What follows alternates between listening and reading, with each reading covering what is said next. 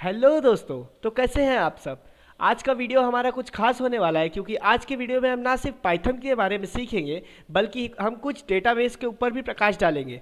तो डेटाबेस के लिए हम आज के लिए यूज़ करने वाले हैं माई एसक्यूएल, जिसके लिए आपको इंस्टॉल करना पड़ेगा माई एसक्यूएल वर्कबेंच, जिसका इंटरफेस कुछ इस तरह दिखता है। अब इसका इंस्टॉलेशन वीडियो मैं फिर से नहीं बनाने वाला हूँ। इसके लिए आप यूट्यूब पर जाइए और सिंपली सर्च कीजिए how to install MySQL Workbench. आपको 50 वीडियोस मिल जाएंगे इस पर। सो आप उसको फॉलो करके इंस्टॉल कर लीजिए। एंड तो मैं डायरेक्टली स्टार्ट करता हूँ। बेसिकली आज के वीडियो में हमारा क्या होने वाला है कि जो हमने लास्ट टाइम प्रोजेक्ट बनाया था, जो आपको याद होगा, फेशियल रिकॉग्निशन अटेंडेंस सिस्टम। तो इसमें ये हमारा एक्सटेंशन वीडियो है, जिसमें लास्ट टाइम हमने क्या किया था, इनपुट में हम पिक्चर देते थे, पिक्चर का रिकॉग्नाइज करता था वो इमेज की कौन सा इंसान है, उसमें फेस रिकॉग्नाइज करता था। एंड देन हमारा सिस्टम क्या करता था कि वो रिकॉग्नाइज करके अटेंडेंस एक CSV फाइल में ऐसे name with the current time update कर देता था। एंड हमारा अटेंडेंस इस तरह से ऐड हो जाता था। बट ये एक स्टैंडर्ड तरीका नहीं होता है क्योंकि CSV फाइल यहाँ पर एक ही क्रिएट हो रही है। अगर आज का अटेंडेंस हमारा मार्क हो गया तो सेकंड टाइम वो कभी भी अटेंडेंस यहाँ पर मार्क नहीं कर पाएगा। सो इसके लिए हमें क्या करना पड़ेगा, हर रोज़ हमें ये न्यू CSV फाइल क्रिएट करनी पड़ेगी, या तो इसको कहीं और स्टोर करना पड़ेगा। और ये एक्चुअली स्टैंडर्ड तरीका भी नहीं होता क्योंकि हम CSV फाइल में क्वेरी नहीं कर पाएंगे आसानी से। सो हमें क्या करना चाहिए, बेसिकली डेटाबेस, जहाँ बड़ी बड़ी कंपनीज होती है वहाँ पर डेटाबेस का इस्तेमाल किया जाता है। तो हम आज की वीडियो में वही देखने वाले हैं कि किस तरह से हम अपने प्रोजेक्ट को एक MySQL डेटाबेस से कनेक्ट कर सकेंगे और ये जो भी हमारा अटेंडेंस रिकॉर्ड हो रहा है, इस रिकॉर्ड को एक MySQL डेटाबेस में अपडेट कर पाएंगे। तो ज़्यादा समय को ना गंवाते हुए चलिए शुरू करते हैं। तो सबसे पहले हम क्या करने वाले हैं कि अपने MySQL वर्कबेंच में आ जाएंगे। यहाँ पर हमारा ये जो SQL कनेक्शन है, इसको अपना पासवर्ड डाल देंगे और इसको लॉगिन कर लेंगे। सो ये मैंने अपना पासवर्ड डाला एंड ये हो गया लॉगिन। सो सबसे पहले हमें यहाँ पर क्या करना होगा, अंदर आते ही हमें एक क्वेरी का टैब मिल जाएगा। यहाँ पर हम सबसे पहली एक क्वेरी लिखेंगे, create database attendance. And simply ये लिखने के बाद एक सेमीकोलन, एंटर। सो यहाँ जैसे कि आप देख सकते हैं क्रिएट डेटाबेस पे ग्रीन टिक आ गया है, 1 रो अफेक्टेड। दैट मीन्स हमारा ये डेटाबेस क्रिएट हो गया। सो चेक करते हैं रिफ्रेश करके। ओके, सो जैसा आप यहाँ पर देख सकते हैं अटेंडेंस नाम का हमारा एक डेटाबेस क्रिएट हो गया। तो अब जो भी अटेंडेंस हम मार्क करेंगे इस डेटाबेस में आकर स्टोर होने वाला है। तो चलिए हम अपने पाइचार्म में आते हैं। यहाँ पर आने के बाद हम सबसे पहले क्या करेंगे, ये CSV वाली जो लाइन थी इसको तो कट कर देंगे। एंड यहाँ पर मैं डाल देता हूँ import mysql dot connector। अब यहाँ पर ये रेड लाइन देखकर घबरा मत जाना कि वीर भाई आपने ये क्या कर दिया, यहाँ पर तो बहुत सारे लाल निशान आ रहे। तो इसको हटाने का एक सबसे सिंपल तरीका है, आप अपना टर्मिनल ओपन करेंगे और यहाँ पर एक कमांड लिखेंगे जो मैं लिखने वाला हूँ अभी। तो वो कमांड है pip install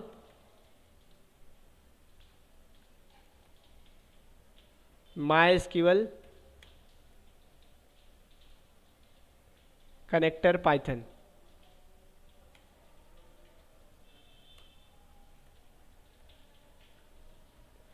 तो ये लिखने के बाद अपना एंटर बटन दबाइए और जादू हो जाएगा, आपके सारे लाल निशान एक एक करके गायब हो जाएंगे।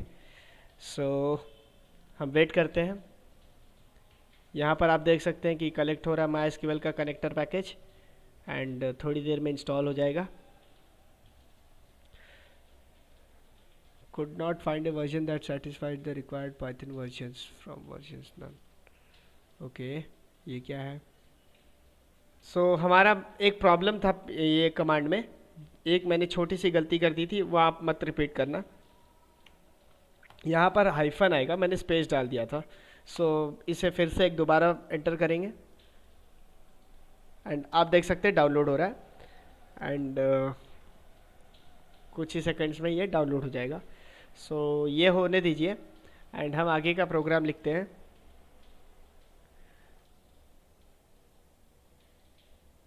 तो जैसा कि आप देख सकते हैं यहाँ पर ये सक्सेसफुली इंस्टॉल हो चुका है। इसको हम मिनिमाइज कर देंगे एंड हम डायरेक्टली लाइन नंबर 19, यहाँ पर हमने एक फ्लैग बनाया था अटेंडेंस मार्क का, उसके नीचे डायरेक्ट स्टार्ट करेंगे। और यहाँ पर मैं लिखने वाला हूँ, जो जैसा मैं लिखने वाला हूँ सेम टू सेम आप एज इट इज़ कॉपी कीजिए।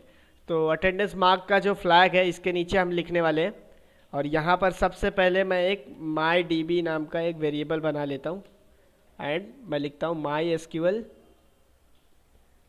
Dot connector dot connect and enter करता हूँ और लिखता हूँ होस्ट इज इक्वल टू, हमारा होस्ट कौन सा है, लोकल होस्ट है, बिकॉज हम अपने लोकल मशीन में डेटाबेस इंस्टॉल किए हैं। सो लोकल होस्ट कॉमा फिर एंटर यूज़र, तो हमारा यूज़र आईडी क्या है, रूट है। आपका जो भी यूज़र हो आप वो अपना हिसाब से डालिएगा, मेरा फ़िलहाल रूट है तो मैं रूट करता हूँ। And next is password. So password के लिए मैं डालता हूँ अपना पासवर्ड,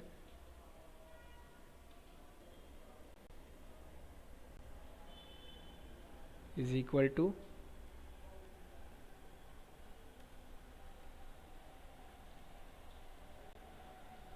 फिर नेक्स्ट लाइन में लास्ट लाइन हमारा डेटाबेस का नाम जो हमने क्रिएट किया अभी।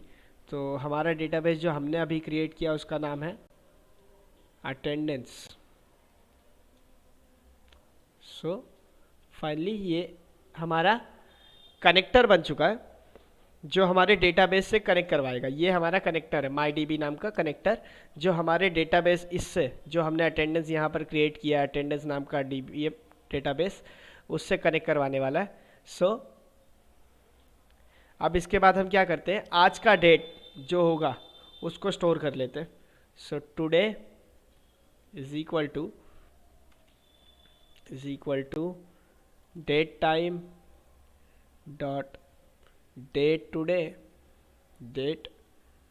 डॉट टुडे एंड किस फॉर्मेट में हमें सेव करना है, strf टाइम, यहाँ पर फॉर्मेट दे देते हैं हम %d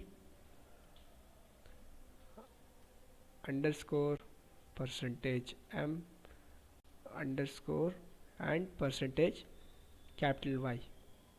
सो इस फॉर्मेट में मतलब date month and year, basically ये हमने क्यों स्टोर करवाया टुडे नाम के वेरिएबल में, इसलिए स्टोर करवाया कि जो भी हमारा टेबल क्रिएट होगा, एक डेटाबेस होता है हमारा, पहले तो एक डेटाबेस हमारा होता है सबसे पहले जो हमारा यहाँ पे हमारे केस में है अटेंडेंस। इस डेटाबेस के अंदर कई सारे टेबल्स बनते हैं। तो लाइक आज का अटेंडेंस जो भी होगा टेबल 1 में स्टोर हो रहा है, फिर उसके बाद नेक्स्ट अटेंडेंस जो होगा नेक्स्ट टेबल 2 में स्टोर होगा, थर्ड डे का अटेंडेंस टेबल 3 में स्टोर होगा। सो टेबल के अलग अलग नेम होते हैं। सो वो टेबल के नेम अकॉर्डिंगली आप रख सकते हैं जैसा आपको जमे। मैं अपने केस में क्या कर रहा हूँ, जो भी करेंट डेट होगा, मतलब जो आज का अटेंडेंस जो भी मार्क करना है वो आज के डेट वाले टेबल में स्टोर होगा, कल का जो भी अटेंडेंस होगा कल के डेट वाले टेबल में स्टोर होगा, और ये टेबल ऑटोमेटिकली क्रिएट होने वाला है हमारे पाइचार्म के कोड की मदद से। सो हम अभी राइट नाउ टेबल भी नहीं क्रिएट किए, हमने सिंपली बस एक डेटाबेस बनाया और टेबल अभी के लिए ब्लैंक है, एक भी टेबल हमारे पास है नहीं। सो वापस आते हैं पाइचार्म में अपने, एंड यहाँ पर हमने टुडे नाम का एक वेरिएबल बना दिया जो हमें काम आने वाला है टेबल क्रिएट करने के लिए। सो बेसिकली हमारा ये भी रेडी हो गया। अब हम क्या करते हैं, कर्सर बनाते हैं। बेसिकली कर्सर क्या होता है, कर्सर बहुत काम की चीज़ है जब आपको डेटाबेस के कनेक्ट करना हो बैकएंड के साथ। सो हम क्या करते हैं, कर्सर क्रिएट करते हैं सबसे पहले। कर्सर बेसिकली क्या होता है कि कनेक्शन आपका जब ओपन हो जाता है, मतलब डेटाबेस कनेक्ट हो जाता है आपके सर्वर के साथ, जो हमारे केस में पाइथन है, ये वाला प्रोजेक्ट है। सो क्या करता है कर्सर, लाइन बाय लाइन वो क्वेरीज को एग्जीक्यूट करवाता है और फाइनली हमारा कर्सर को हमको क्लोज करना पड़ता है ताकि जो भी रिसोर्सेज यूज़ हो रही है वो क्लोज हो जाए और कोई और मतलब एक्सेस करना चाहे हमारे डेटाबेस को तो वो आसानी से एक्सेस कर पाए। सो बेसिकली बस इतना ही है, इसके बारे में और कभी आपको बताऊंगा। आप बस अभी के लिए बस एक कर्सर क्रिएट करिए, माई डी जो हमने क्रिएट किया था कनेक्शन डॉट कर्सर। सो ये हमारा कर्सर क्रिएट हो गया। अब हम क्या करते हैं, कर्सर की मदद से एक्सिक्यूट करवाएंगे एक क्वेरी कर्सर डॉट एक्सिक्यूट, और सबसे पहले हम चेक करेंगे अटेंडेंस नाम के डेटाबेस में जितने भी टेबल्स हैं उनमें से आज के डेट का टेबल एग्जिस्ट करता है या नहीं।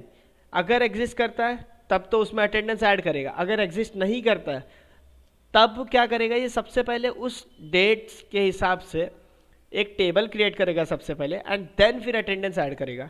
सो मैं यहाँ पर लिखता हूँ show tables like percentage S comma bracket open close and today, फिर एक कॉमा एंड बस। तो ये हमने चेक कर लिया कि टेबल्स जो भी एग्जिस्ट कर रहे हैं उनमें हमारा है या नहीं। बेसिकली ये चेक तो अभी नहीं हुआ, बट लिस्ट ऑफ टेबल्स हमारे इसमें आ गया एंड मैं इसको स्टोर कर देता हूँ रिजल्ट में।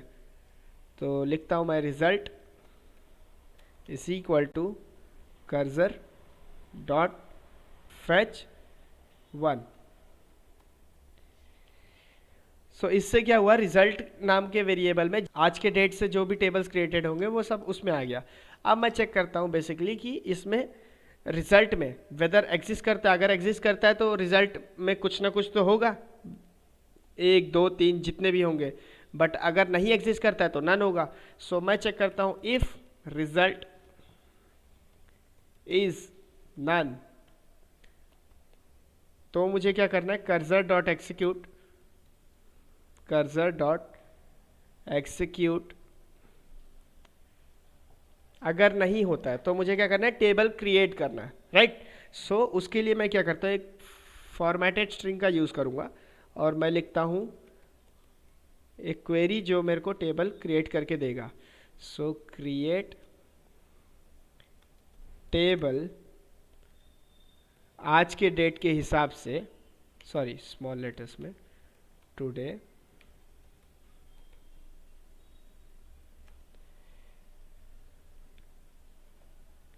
नेम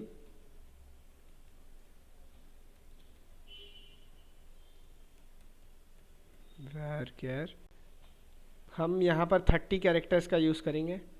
मैक्सिमम एक इंसान का नाम 30 कैरेक्टर्स तक मैं ले रहा हूँ। एंड टाइम ये भी varchar में ही स्टोर करूँगा मैं। varchar stands for variable character, okay. So ये हमारा होगा 1 2 3 4 5 6 7 8, ओके। सो मैं 10 ले लेता हूँ इसको, 10 कैरेक्टर्स मैक्सिमम, एंड इसको क्लोज कर दिया मैंने एंड दैट्स इट। सो ये हमारा हो गया टेबल क्रिएट। एंड मैं क्या करता हूँ, my D B dot commit. Basically my D B dot commit होता है सेव करने के लिए, मतलब जो भी क्वेरी आपकी एग्जीक्यूट हुई, अगर आप कमिट नहीं करते हैं तो आपका क्वेरी सेव नहीं होने वाला। बेसिकली वो क्रिएट हो गया एंड डिलीट भी हो गया। सो वो अपडेट होकर आपको दिखेगा नहीं आपके डेटाबेस में। सो ये किया मैंने एंड नेक्स्ट लाइन में मैं क्या करता हूँ, शिफ्ट टैप करके कर्सर डॉट क्लोज कर देता हूँ। तो जो मैंने डेटाबेस ओपन किया था अब वो कनेक्शन मैंने बेसिकली क्लोज कर दिया। कनेक्शन है, कनेक्शन नहीं क्लोज हुआ, अब कर्सर क्लोज हुआ, ऐसा आप कह सकते हो, ताकि कोई और एक्सेस कर पाए, उसका और मेरा क्लैश ना हो सके, ओके। सो नेक्स्ट हम क्या करते हैं, अब सिंपली बाकी के प्रोग्राम एज इट इज़ रहेंगे यहाँ पर, और मैं नीचे आऊँगा सीधा इस लाइन पर। यहाँ ये सारी जो CSV की चीज़ें थी ना, रेड रेड आपको दिख रहा होगा, अब हमें तो CSV का कोई काम नहीं है। सो हम ये सब कट कर देंगे और लिखना शुरू करेंगे अपने कोड को। यहाँ से इतना काट दिया हमने एंड यहाँ पर हम करेंट टाइम जो था वो तो एज इट इज़ रहेगा, हमने करेंट टाइम ले लिया बिकॉज वही हमको सेव करवाना है डेटाबेस में। और सबसे पहले यहाँ पर हम फिर से एक कर्सर क्रिएट करेंगे, क्योंकि ऐड करने के लिए हमको डेटाबेस एक्सेस करने के लिए कर्सर की आवश्यकता पड़ती है। So cursor is equal to my D B dot cursor, जैसा कि मैंने पहले किया था सेम। सो ये करने के बाद एक फॉर लूप चलाऊंगा मैं, for name in recognized names, what recognized names, okay। now what I do, इसके अंदर क्या करूँगा मैं, कर्सर डॉट एक्सिक्यूट क्या क्वेरी रन करूँगा मैं, फॉर्मेटेड स्ट्रिंग ले रहा हूँ मैं फिर से। सो मैं क्वेरी रन करता हूँ सिलेक्ट स्टार फ्रॉम टुडे ये बेसिकली चेक कर रहा है आज के डेट में कोई भी उस नाम का इंसान जो हमने रिकॉग्नाइज किया है एग्जिस्ट करता है या नहीं। अगर ऑलरेडी मार्क्ड है अटेंडेंस तो उसको दोबारा से मार्क करने की ज़रूरत नहीं है, राइट। सो ये मैं वहाँ पर वही करवा रहा हूँ। तो वहाँ लिखता हूँ मैं where name is equal to %s comma name comma. ये हमने क्या कर लिया, जो भी आज के डेट मतलब आज के डेट का जो टेबल होगा उस टेबल में आज के दिन में कोई भी इंसान एग्जिस्ट करता है या नहीं वो चेक करेगा। सो मैं इसको फिर से रिजल्ट वेरिएबल में स्टोर करूँगा और चेक करूँगा एग्जिस्ट करता है या नहीं। Okay, so cursor dot fetch one same, फिर एक इफ कंडीशन लगाकर if result is none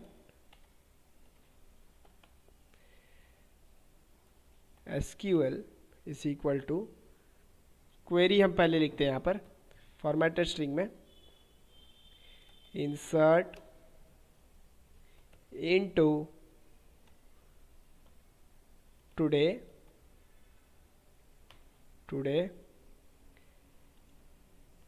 name comma time values %s comma %s। So ये हमारा हो गया क्वेरी जो हम एग्जीक्यूट करवाने वाले, और साथ ही साथ जो वैल्यूज़ हमारी होंगी वो val is equal to name comma current time. So ये हो गए हमारे वैल्यूज़ जो हमको इनपुट करना है, डेटाबेस में ऐड करना है। सो कर्सर डॉट एक्सिक्यूट और यहाँ पर मैं देता हूँ अपना क्वेरी SQL कॉमा जो वैल्यूज़ होंगे वो वैल, राइट। एंड ये फाइनली मैं क्या करता हूँ mydb.commit, जिससे कि हमारा जो भी चेंजेस है वो सेव हो जाएंगे, अपडेट हो जाएंगे। सो या that's it, hopefully this works, let's check it out. जैसा कि अभी हम देखते हैं यहाँ पर अटेंडेंस के अंदर कोई भी टेबल नहीं है। एंड सबसे पहले यहाँ पर क्वेरी लिखता हूँ मैं यूज़ अटेंडेंस, जिससे कि इस वाले डेटाबेस में क्वेरीज, अब आगे की जो भी क्वेरी मैं लिखूँगा इस वाले डेटाबेस के अंदर वो चलने वाली है। Okay, so now let's try and run this so that पता चले कि हमारा प्रोग्राम रन हो रहा है या नहीं। ओके, सो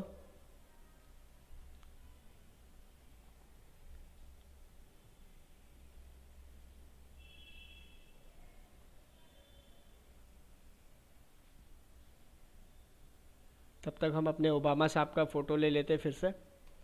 ओबामा साहब आ जाइए। ओबामा साहब बहुत छोटे हो, बड़े हो जाओ। ये हमने ओबामा साहब को बड़ा कर दिया। बड़ा टाइम ले रहा है यार ये। ओके, सो हमारा प्रोग्राम चल चुका है एंड मैं क्या करता हूँ, ओबामा को ओपन करता हूँ पिक्चर एंड स्कैन करता हूँ कैमरा से।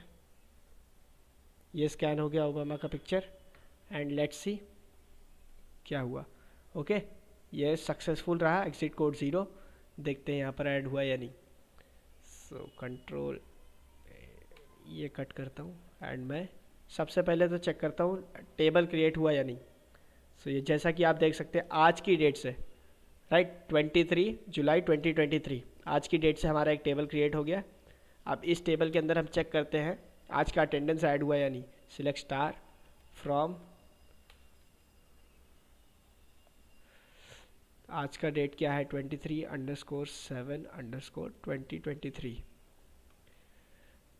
तो जैसा कि आप देख सकते हैं ओबामा 21:01:30 मतलब शाम को 9:01 पर अटेंडेंस रिकॉर्ड हो गया।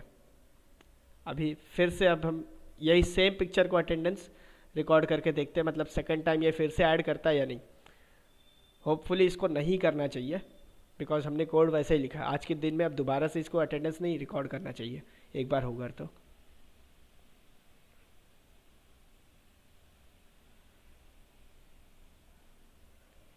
ओके, सो ये हमारा कैमरा ऑन हो गया है एंड हमने ये पिक्चर को स्कैन किया।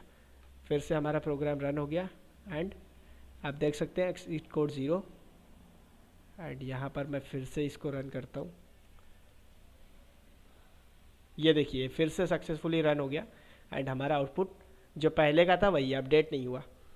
सो एक फाइनल ट्राई एक और ले लेते हैं डोनाल्ड ट्रंप के साथ।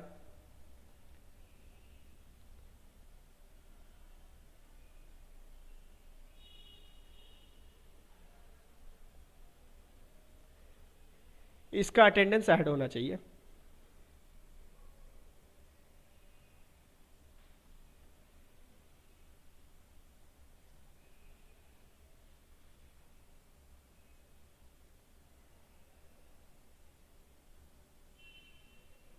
हमारा कैमरा ऑन हो गया एंड मैंने स्कैन किया इसका पिक्चर, अटेंडेंस रिकॉर्डेड एंड आप देख सकते हैं एग्जिट कोड 0। एंड मैं फिर से इसको रन करता हूँ कोड, राइट, बाइडेन भी ऐड हो गया। इसका टाइमिंग देखिए 21:03 और करंट टाइम हमारा 21:04 हो रहा है। सो दैट्स इट आज के लिए। होपफुली आपको ये आज का लेक्चर पसंद आया हो, आप अच्छे से डेटाबेस कनेक्ट करना सीख गए हो और आपके मन में और कोई इसको लेकर प्रोजेक्ट को लेकर कुछ डाउट्स हो तो आप मुझे कमेंट कर सकते हैं या तो मेरे इंस्टाग्राम चैनल पे आप मुझे डीएम भेज सकते हैं। तो ये प्रोग्राम आप लोग जाकर अपने अपने लैपटॉप में बनाइए और मैं आपसे विदाई लेते हुए लास्ट में आपसे बस एक ही बात कहना चाहूँगा, बाय बाय।